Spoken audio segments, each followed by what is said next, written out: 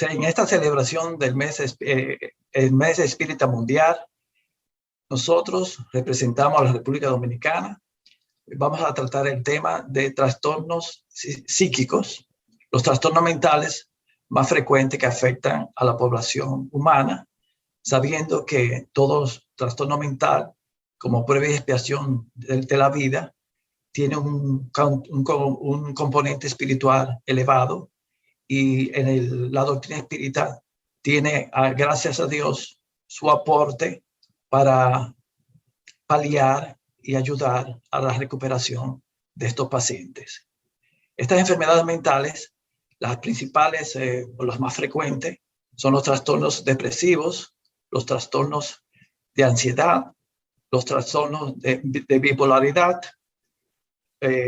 los trastornos del neurodesarrollo, que son el espectro autista, y los trastornos trastornos de esquizofrenia, que son llamados el espectro de la esquizofrenia porque realmente abarca un amplio abanico de situaciones.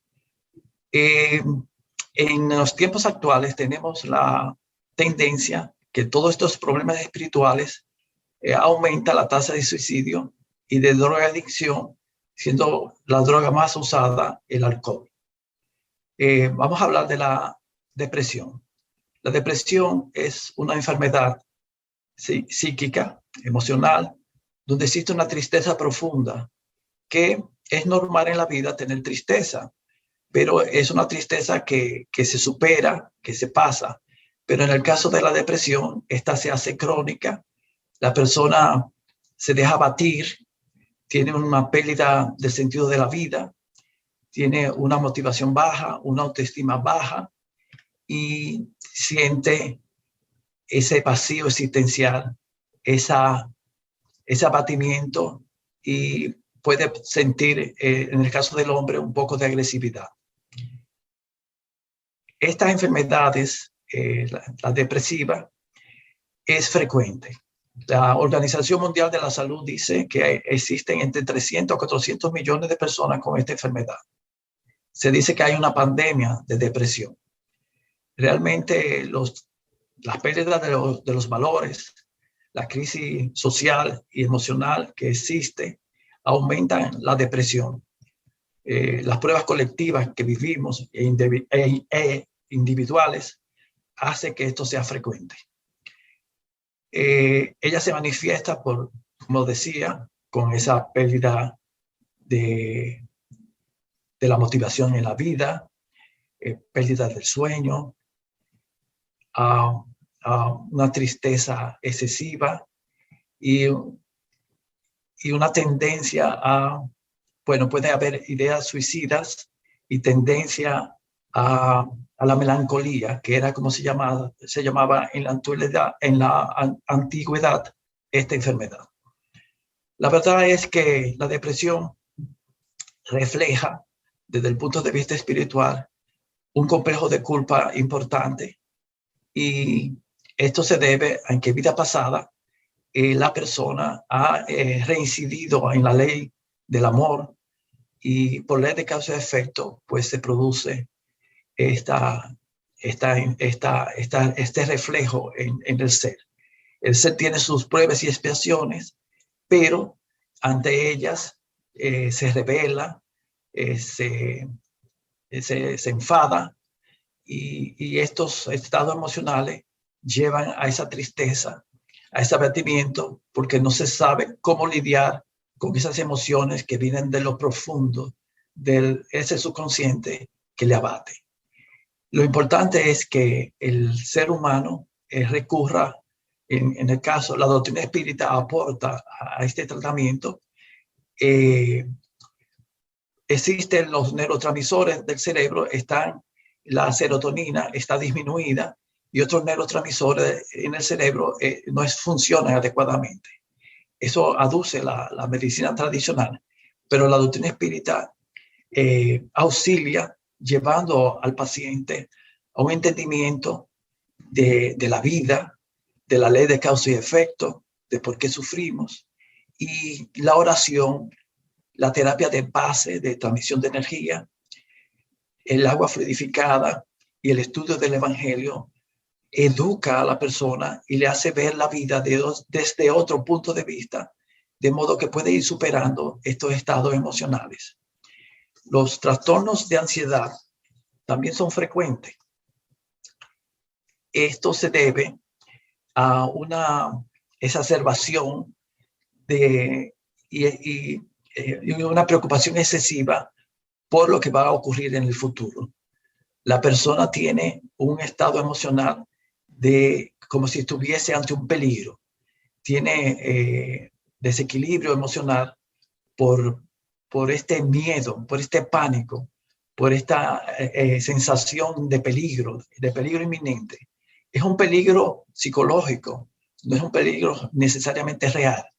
Miedo a enfrentar la vida, miedo a los desafíos, y esa inseguridad le lleva a un estado de ansiedad.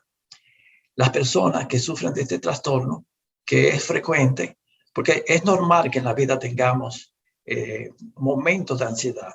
Por ejemplo, cuando presentamos un examen o cuando hablamos en público, todos sufrimos de una ansiedad normal, pero estamos hablando de una ansiedad patológica, de una ansiedad excesiva, exagerada, que lleva al miedo, al pavor y a los ataques de pánico. Entonces, la causa espiritual de este trastorno reside en la infancia. Es en el momento del apego del bebé o del niño pequeño con sus padres y especialmente con su madre. Esta falta de esa sintonía, esa armonía que debe existir entre madre e hijo o hijo y padres, hace que el niño se sienta abandonado, se sienta inseguro y no sabe enfrentar la sociedad, los desafíos y la vida de manera equilibrada. Entonces, evidentemente que esto refleja un trastorno espiritual. Esto viene por un ayer. Esa problemática afectiva con los padres es por ley de causa y efecto del pasado. Pero los padres pudieran reaccionar de manera positiva en el sentido de aceptar el bebé, aún con su problemática, aún sintiendo ellos ese rechazo. Pero infelizmente una parte los rechaza, y ese rechazo es el que hace que la criatura se sienta abandonada, se sienta sola y se sienta insegura, y esa es la génesis de que en la adultez tenga estos estados de ansiedad. Otro trastorno que se ha vuelto frecuente es el trastorno bipolar, que afecta entre el 8 al 10% de la población mundial, no estando todos ellos diagnosticados. En este estado hay un estado alterado de ánimo. El humor varía de estados depresivos a estados de manía.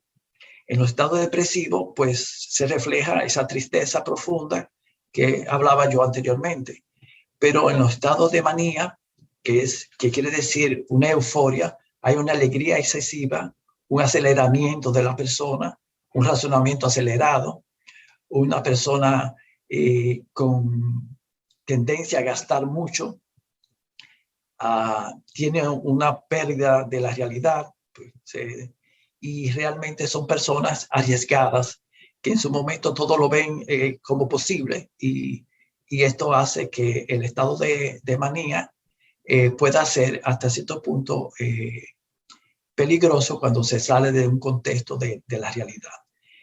Pero debo decir que el trastorno bipolar, bien tratado, esta enfermedad tiene su estado, sus fluctuaciones de depresivo a maníaco, pero luego hay intervalos asintomáticos sin ningún síntoma, y la persona puede tener una vida de relación adecuada con su entorno, con su sociedad. Cuando son tratados médicamente para establecer el equilibrio de sus neurotransmisores en el cerebro, la terapia espiritual le auxilia, porque esta persona tiene que tener un entendimiento del Evangelio en su propia vida, porque quiero decir que el trastorno espiritual, por ley de causa y efecto, es de vidas pasadas, pero en vidas pasadas ellos no han respetado la vida. Ellos no han hecho un abuso de su inteligencia y esto le lleva a no respetar la vida, no siempre, pero a abortos criminosos, a suicidio, porque no respeta la vida. Entonces son situaciones conflictivas y difíciles que pueden generar la génesis de estos trastornos bipolares. Esto no quiere decir que esto sea generalizado, pero son las causas espirituales que pueden producir este trastorno. Entonces la terapia espírita, educando, evangelizando, haciendo que el ser humano entienda mejor la propuesta del amor, la propuesta de hacer el bien, la propuesta de la caridad como medio de sentirse más realizado y de insertarse con los demás seres humanos, es una terapia positiva. La casa espírita debe auxiliar en este proceso con los cursos, con las charlas, con las orientaciones de la atención fraterna, con los pases, aguas fluidificadas y incentivando mucho a que este tipo de paciente se inserte en la asistencia social para que ellos puedan verificar que existen otras vidas que son más infelices que ellos mismos y se den cuenta de la oportunidad que ellos tienen ahora de ser mejores. Otro trastorno, hay trastorno del neurodesarrollo que es en niños y que es el espectro autista, que como es algo conflictivo y que en cierto sentido hay demasiadas teorías divergentes, no voy a tratar el espectro de la esquizofrenia. Hablaremos de ella no porque sea una enfermedad tan frecuente, es el 1% de la población mundial, pero es frecuente en el aspecto de que son pacientes que tienen una disociación de la realidad y tienen delirio, alucinaciones que lo alejan de un buen relacionamiento social, familiar, y eso hace que la cronicidad de su enfermedad, si no tiene tratamiento, es de largo plazo y ellos representan una parte importante de la población de los hospitales psiquiátricos. Entonces, por eso que vamos a hablar un poco de ellos. Pues son personas que tienen esa pérdida. Esquizofrenia es un término que fue definido en el año 1911 por Eugenio Bleuler, alemán, quien acuñó el término. Esquizo quiere decir cisma o incisión, quiere decir separación, porque hay una separación entre el pensamiento, el comportamiento y las emociones del paciente. Y frenia, que es mente. Entonces, hay esa discontinuidad, esa no conexión entre las emociones y el razonamiento con la realidad objetiva del paciente. Entonces se acompaña de delirios, alucinaciones, delirio de persecución o de grandeza. Entonces hace que el paciente está fuera de la realidad. Debo decir que en el caso de ellos, evidentemente hay una causa espiritual detrás de vidas pasadas, pero son pacientes que tienen un complejo de culpa muy acentuado, lo cual lo predispone a obsesiones muy profundas, pero eso se debe a que en vidas pasadas ellos han sido reincidentes en los mismos errores. En sus pruebas y expiaciones han reincidido y han sido negligentes y han sido reverdes y no se han sometido al aprendizaje que Dios y la vida nos induce de vida en vida. Entonces, esto hace que ellos tengan que sufrir esta enfermedad como una forma de encaminar su vida. Quiero decir, o sea, lo que quiero expresar es que en el fondo, ese abuso de la ley del amor hace que ellos tengan enemigos y esas obsesiones son profundas. Y esto es lo que hace que ellos sufran obsesiones profundas que les lleva a una disociación entre la realidad y su mundo emotivo. Muchos de ellos en sus crisis más bien están presentando fenómenos mediúnicos en el cual muchas veces habla el obsesor o habla la vida del ayer, porque hay que acordarnos que existe la autosesión. Entonces, estos pacientes necesitan mucho de la terapia del amor, de la desobsesión, que es una terapia que la doctrina espírita ofrece para auxiliar a esos hermanos desencarnados al perdón y auxiliar al paciente a autoperdonarse primero y a perdonar a su entorno. Entonces, la terapia, el agua fluidificada, los pases, la oración a distancia, cuando tiene que ser así, o la oración en conjunto, harán que poco a poco su campo mental se vaya esclareciendo, se vaya armonizando y vaya encaminándose adecuadamente. Estos pacientes bien tratados y con la terapia espírita a la vez pueden tener una vida familiar armoniosa. Entonces, la terapia espírita ante los problemas psíquicos ofrece algo más que medicina, algo más, y la psicoterapia que los psicólogos nos ofrecen, olvidándose del ser que es inmortal, la terapia espírita trae un abordaje mejor.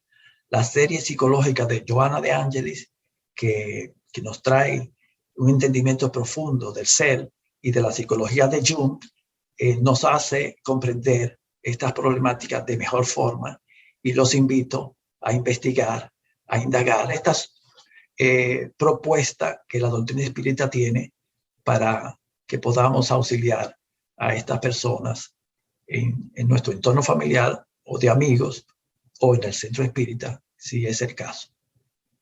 Gracias.